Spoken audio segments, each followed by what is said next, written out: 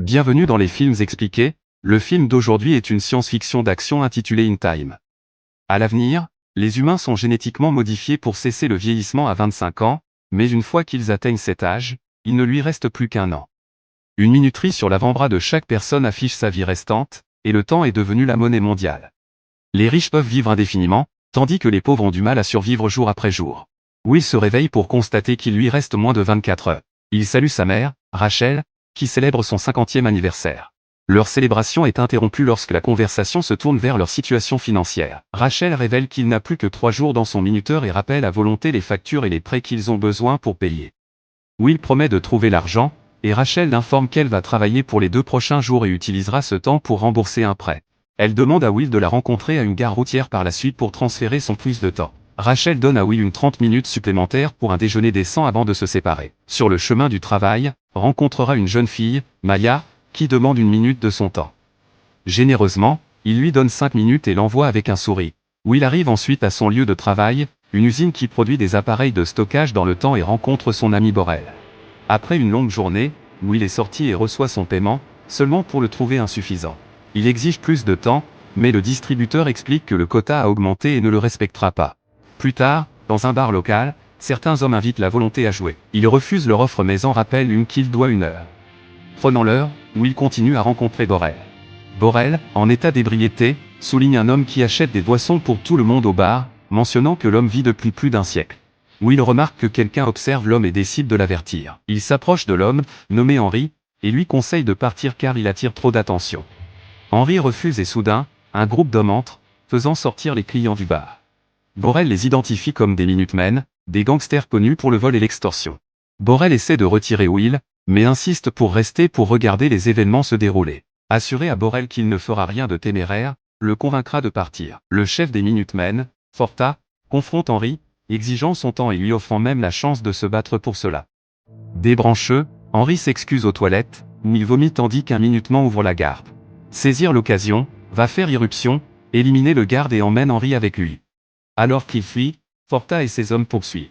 Will et Henry s'échappent de peu en grimpant sur une porte et se cachant dans un bâtiment abandonné. Les Minutemen finissent par abandonner la poursuite lorsque l'un d'eux reconnaît le fera. Alors qu'ils reprennent leur souffle, Will et Henry se présentent. Henry révèle qu'il a 105 ans, mais son esprit est fatigué et qu'il aspire à la mort, ce qui explique ses actions imprudentes. Will devient frustré, compte tenu de la dure vie que lui et sa mère endurent juste pour survivre. Henry dévoile ensuite le sombre secret de leur monde, les riches manipulent le coût de la vie pour faire mourir les pauvres, redistribuant ainsi plus de temps aux riches. En réalité, il y a assez de temps pour tout le monde, mais les riches sont aveuglés par leur cupidité et leur désir d'immortalité. Henry demande à volonté ce qu'il ferait s'il avait le même temps que lui. Will répond qu'il ne le gaspillerait pas comme Henry. Après avoir réfléchi aux mots de Will, les deux reposent pour la nuit. Le matin, Henry transfère toutes les 5 minutes sauf 5 de son temps à un testament endormi. Au réveil, il découvre le temps supplémentaire et cherche Henry, seulement pour le trouver sur un pont, souriant alors que ses dernières secondes s'éloignent. Alors que son temps s'épuise, Henry tombe dans la rivière. Plus tard, Will visite Borel et rencontre Greta, la femme de Borel, qui tient son nouveau-né. Will partage les événements de la nuit précédente et révèle sa nouvelle richesse à temps. Désormais conscient de la vérité, Will est déterminé à demander la justice. Avant de partir, il donne généreusement une partie de son temps à Borel, qui envisage d'acheter le bar de l'autre côté de la rue. Pendant ce temps, Rachel a du mal à rembourser un prêt de 2 jours et tente de monter à bord d'un bus. Cependant, elle découvre qu'elle ne peut pas se permettre le tarif en raison de l'augmentation des prix. Malgré ses appels, le conducteur et les passagers l'ignorent. Désespérée, Rachel commence à courir. Dans une course désespérée contre le temps, chaque seconde et chaque étape rapproche la mort de Rachel. Will la repère et ils sprintent l'un vers l'autre, mais tragiquement, elle manque de temps et meurt.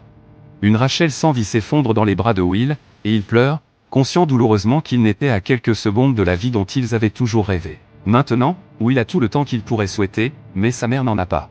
Le lendemain, les chronométreurs récupèrent le corps d'Henry de la rivière. Le chronométreur senior Raymond et son junior, Jagger, enquêtent sur la scène. Alors qu'ils se préparent à partir, Raymond remarque une caméra au sommet du pont.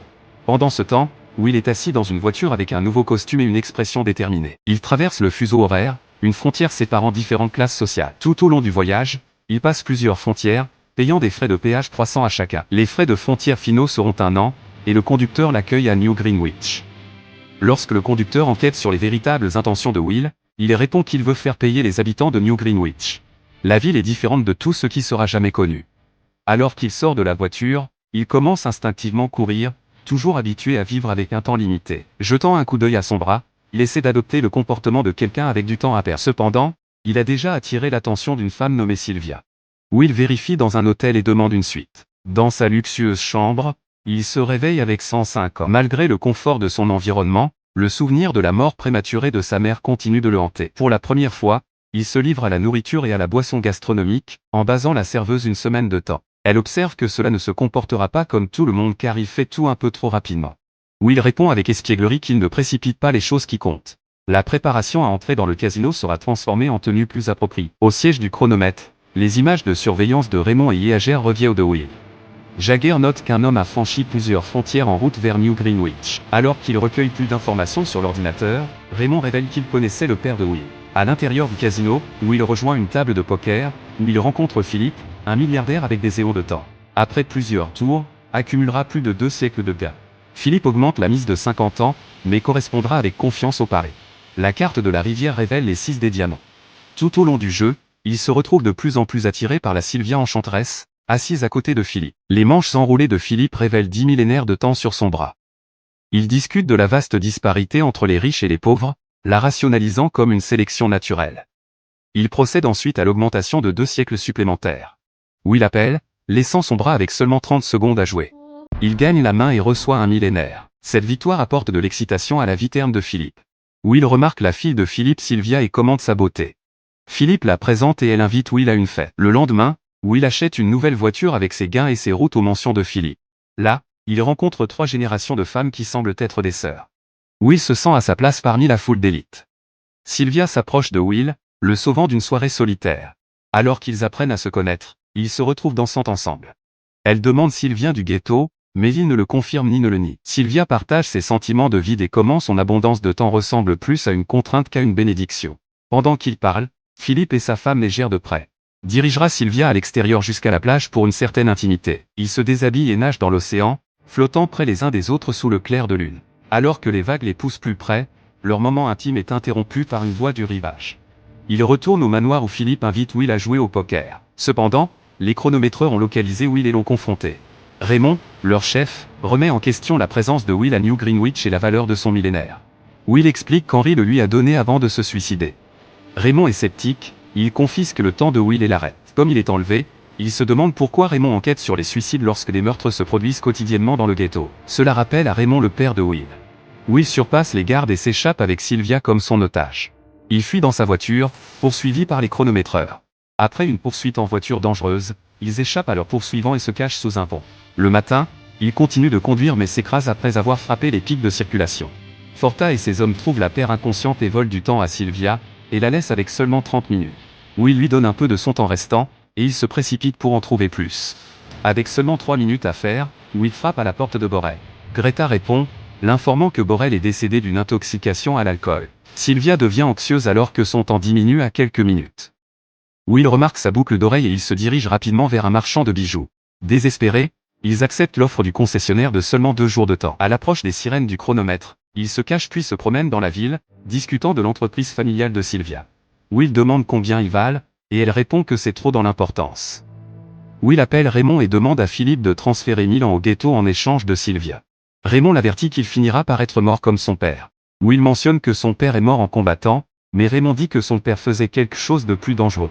Dans l'appartement de Will, ils se lisent sur leur passé et se rapprochent. Le lendemain matin, il vérifie si Philippe a transféré le temps au ghetto, mais n'en trouve aucun. Malgré cela, Will a toujours l'intention de laisser partir Sylvia. Ils échangent des cadeaux d'adieu, un pistolet et un baiser, avant qu'elle n'appelle son père et le châtie. Pendant qu'ils parlent, Will reste inconscient de Raymond pointant une arme sur lui. Sylvia remarque Raymond, et sans hésitation, elle lui tire dessus. Will pointe son arme sur un blessé Raymond mais décide de lui donner du temps à la place et il fuit dans la voiture de Raymond. En supposant le rôle des chronométreurs, il vole un véhicule à un malheureux conducteur. Plus tard, il regarde les reportages à leur sujet. Will suggère que Sylvia pourrait toujours retourner à son père, mais elle refuse, ne voulant pas de revenir sa vieille vie et ils partagent un autre baiser. Pendant ce temps, Philippe essaie d'apaiser ses partenaires, leur assurant qu'il n'a pas payé la rançon. Raymond interrompt et dit à Philippe que sa fille ne veut pas être sauvée. Philippe blâme le syndrome de Stockholm, mais Raymond reste résolu, ayant l'intention d'arrêter Sylvia. Philippe essaie de soudoyer Raymond avec son temps, mais Raymond n'est pas intéressé et part. Le lendemain, Will enseigne à Sylvia comment tirer correctement une arme. Ils discutent du plan de Will pour redistribuer le temps et elle offre son aide. Ils volent un établissement de prêt et encouragent les emprunteurs à prendre autant de temps qu'ils le souhaitent.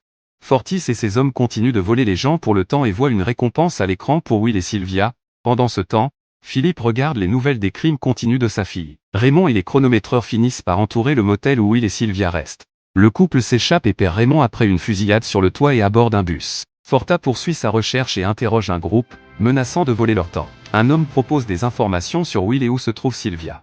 Au motel, Will et Sylvia discutent des défis à venir, acceptant que s'ils étaient capturés, ils mourront. Soudain, Forta et ses hommes pénètrent. Ils donnent une chance de jouer pour sa vie. Will bat Fortis dans un match à enjeux élevés et parvient à lui tirer dessus ainsi qu'à lui.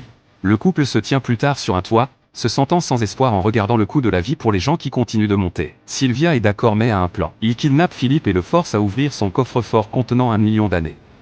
Malgré les appels de Philippe, ils prennent le temps et partent. Alors que la police barricade la route principale, la voiture de Will et Sylvia est abattue, mais ils parviennent à passer et à traverser la frontière. Raymond poursuit sa poursuite, ce qui a finalement conduit à une confrontation où il admet qu'il est du ghetto mais pense que l'écart de richesse doit être maintenu. Pendant qu'il parle, Raymond se rend compte que son temps s'est épuisé et meurt. Désespéré pendant plus de temps, Will et Sylvia courent vers la voiture de Raymond. Will l'atteint d'abord et transfère le temps de Sylvia juste à temps. Les citoyens commencent à traverser les frontières dans des zones plus chères alors que la hiérarchie sociétale commence à s'effondrer. Will et Sylvia poursuivent leur mission, cette fois, prévoyant de voler une banque de temps massive pour distribuer le temps aux pauvres. Merci d'avoir regardé, comme et abonné pour plus de vidéos.